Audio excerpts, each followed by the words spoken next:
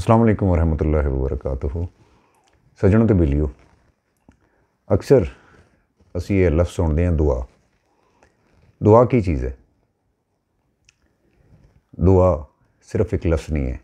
दुआ इबारत दी मोहताज नहीं है, लफ्ज़ों की मोहताज नहीं है, ये शायरी की मोहताज नहीं है, ये वसीलियां की मोहताज नहीं है।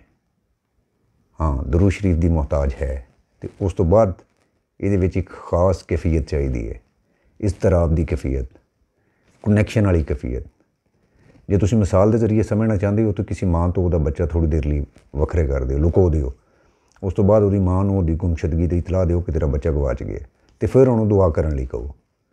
फिर छुप के वह नज़ारा करो कि वो माँ किस तरीके नाल अपने पूरे वजूद को दुआ दे विच टाल लैंदी है, तो किस तरीके नाल रब दे नाल अपना कनैक्शन जोड़ लैंदी।